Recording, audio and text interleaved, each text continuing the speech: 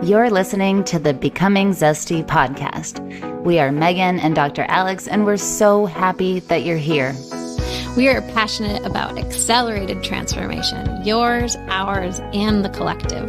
Personal and professional for coaches, practitioners, and leaders of all kinds. Between the two of us, we seem to have done things the painful way. So let our pitfalls become your stepping stones. We are not afraid to share our raw and vulnerable truths in order to help you transform your thinking, your body, your heart, and your soul. Combining over 15 years of functional medicine with brain-based habit change to lead you to create the life of your dreams, supporting yourself through all four bodies, physical, mental, emotional, and energetic, every step of the way. We are transformation accelerators, wholeness cultivators, empowerment experts, speakers, authors, mentors, and change makers for a more loving world. By combining Dr. Alex's MD experiences with Megan's mindset magic, we've helped hundreds of thousands of people transform their lives, and we can help you too. If you're ready to accelerate your transformation and have so much fun doing it, then stick around. We've got you covered. Quick reminder, this information is not meant to diagnose, manage, or treat disease. Always consult with your doctor, not this doctor.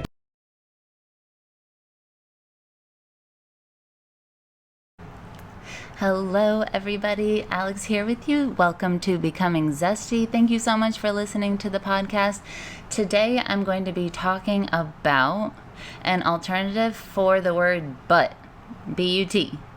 Right? So this is something that we talk about frequently when it comes to languaging is wording alternatives. Now, we don't nitpick language just because we think it's fun, right? We don't nitpick language just because we think, accuracy is important for its own sake.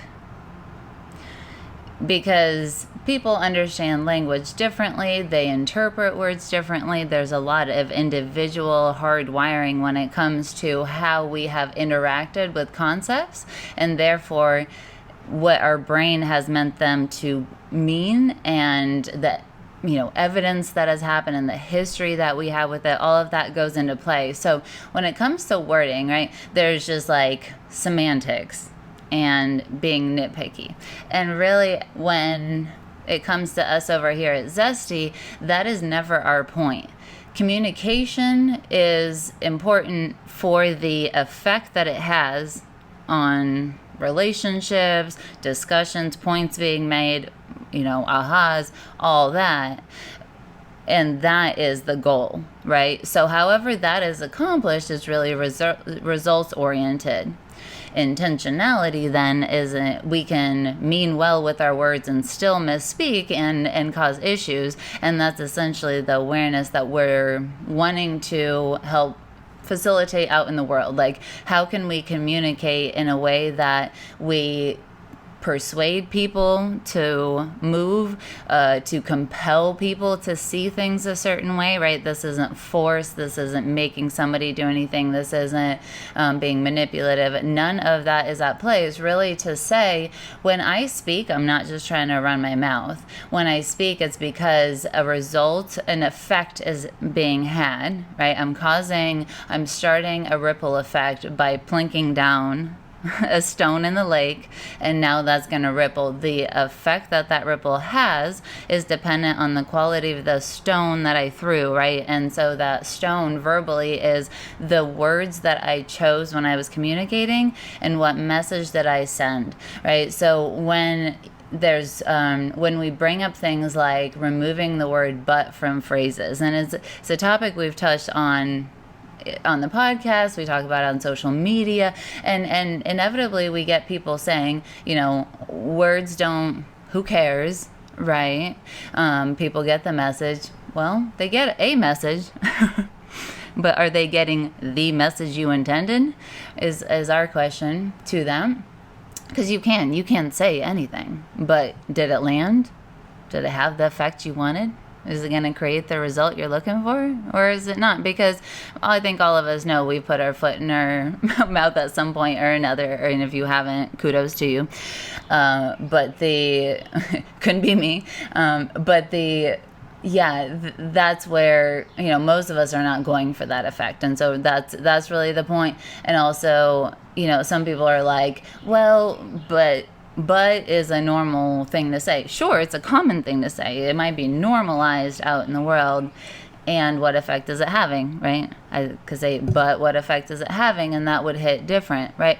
And so, because we've talked about it, this is not a podcast on the word but and rather than an alternative to it. I also want to point out that there are times where we intentionally use the word but in sentences. And there's nothing wrong with that, right? It's not the exclusion of words or anything like that. It is simply having more leverage, more intentionality, more purposefulness to what we're saying. It takes a little bit more energy to do it that way. And the effect then is greater most of the time. As long as there's a benefit, as long as there's a payout, people's brains will say, okay, that was worth it. Now, if there's not, then there's issues. But of course, that's where we want to be as intentional as possible so that we're not coming across those situations very often in life. So what's this alternative? This one I really, really like, and I actually learned it from a parenting book. This is What to Say, So Kids Will Listen, and How to Listen. How to Talk So Kids Will Listen, and How to Listen So Kids Will Talk. And the alternative for but, right? Like, I understand that you want the snack, but we're going to have dinner. That one was replaced in that book. This was a suggestion that I began to implement in my own world. It was, instead of but, replacing that with the problem is. So it would go, with my example, it would go like this. I know you want the snack really bad. The problem is we're going to have dinner soon. So now is not snack time, or whatever the ending of that is. And I have continued to be pleasantly surprised at both the effect on kids from a parenting perspective and on other adults, like partners, friends, family members. Because as I get into the habit of wording things a certain way, it just tends to pop out. I don't necessarily have to try to speak that way in other contexts. It just happens. And because of that, that's where I didn't necessarily expect or look for a result in the other people. I was applying it in my mind. It was like, this is a parenting thing. This is the area of life that I'm focusing this on. And so my association with it was that. And so I was not necessarily looking for or having the expectation to see that it would also work with adults. I mean, I guess I didn't not think that, but I just never really focused my attention there. It was just like, that's not really what I'm using it for. And what I've found over time is that as I began accidentally coming across that, I noticed that it worked just as well as with the kids, which again was not surprising to me. I wish I had thought that right away, but I didn't. And the effect was that the way that people would respond, kids or adults, would be from a place of feeling seen and heard more. And I realized it made a lot of sense to say, I am acknowledging something that's happening in your world, but there's this other more important or more relevant or more timely or whatever thing happening. That structure, all in one sentence, combined with but, seemed to always land as a negation of the first part of the sentence. And that's what people talk about. It always does come across that way. So it's like, I love you, but could you please stop doing that? I mean, how many of us really hear and focus on and are soothed by that first I love you, but, right? Or even if someone says, I love you, but, and then they trail off, what is your brain doing? It's going to be like, but what were you going to say? Right? No one ever wants to let that go. And the more anxious we are, the obviously you're like back in the day when I had a more anxious attachment style, I was just like, that would have driven me crazy. I would have wanted to like be like, no, really, let me like hunt you down and have a conversation and try to figure it out and hear you out and whatever, right? And so that is that effect, whether someone actually responds that way or not, or if they would just have wanted to, or if it just is an open loop in their mind, like, but, right? And instead, when you end the sentence as the acknowledgement of someone's world, and then that sentence ends with a period, there's a certain finality of that acknowledgement, right? To say, I know you really want that snack right now. I know that sounds really good to you right now, or whatever the situation is, to actually state it as, here's what's happening. You are seen, I hear you, I see you, I can understand that is what you're going after, that this seems like a 10 out of 10 for you on an emotional charge level, period. That has a certain ripple effect on another person. And oftentimes you can see that in their facial expressions. As I began to unconsciously utilize this with other people, I just noticed that their face, their body language, like the stuff that we teach in our level 1 certification, their eye pattern movements, facial changes, even like flushing and blood flow changes, body language, tone, all that stuff, if you are trained especially to look for it, but most of us unconsciously sort of pick up a certain amount anyways as we read people. That is, I began to see the fact that someone could really see that. I understood that first part, and then bridged with the problem is that statement helps to bring everybody's attention. In that conversation, the intention is focused on there is an external problem. Right? That problem does not lie in the first sentence where your world exists as it is, or your experience of the world. And then it's also not necessarily saying my problem is, right?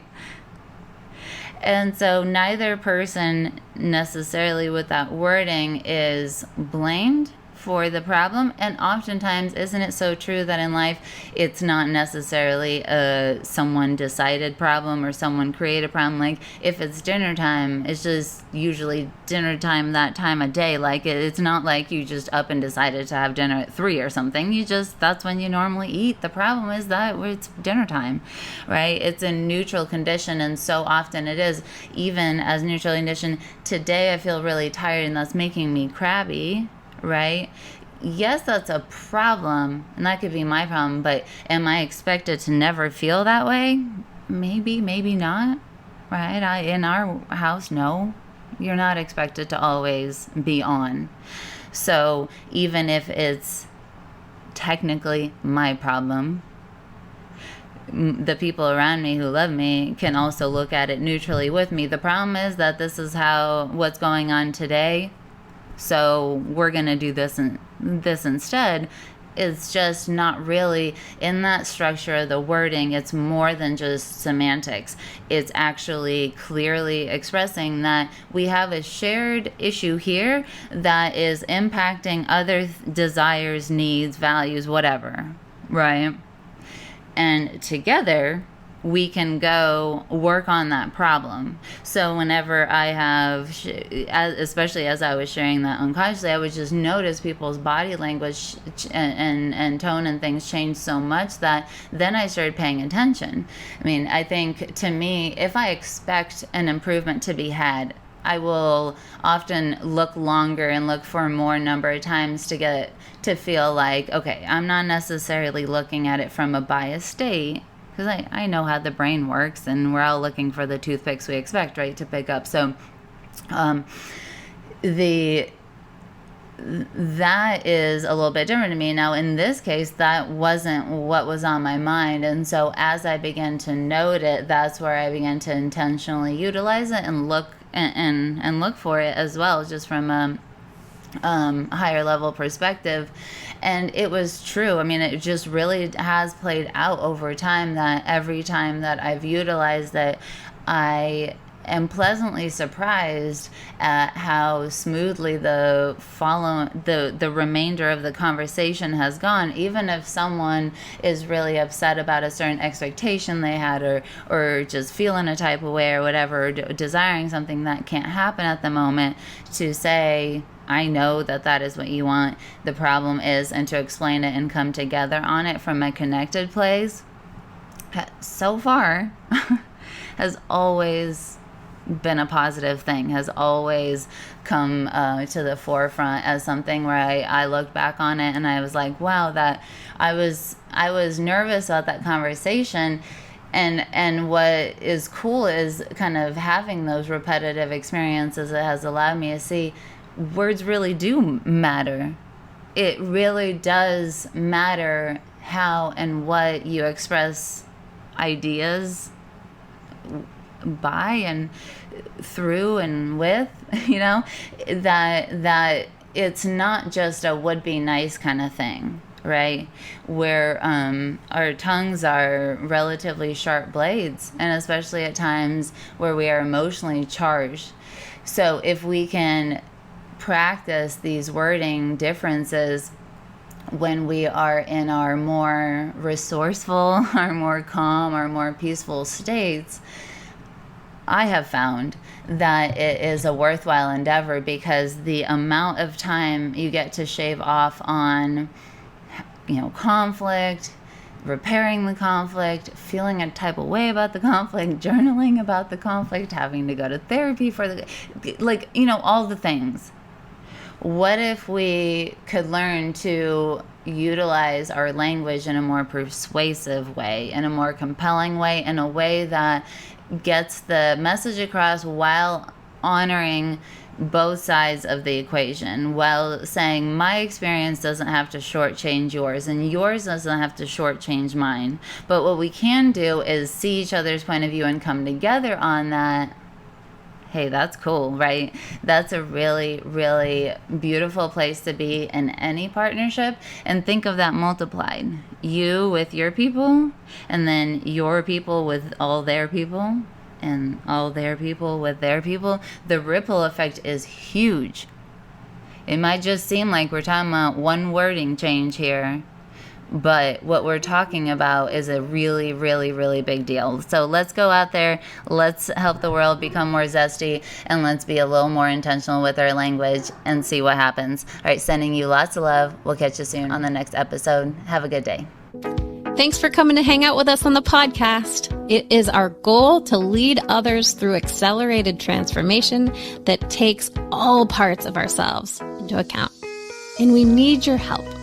We need your help to get the word out. At almost 2 million downloads and quickly heading to 3, we know that as this podcast grows, we're going to be able to reach more and more people and help them learn how all 4 bodies, physical, mental, emotional, and energetic, work so they feel empowered to be, do, and have whatever they want in life.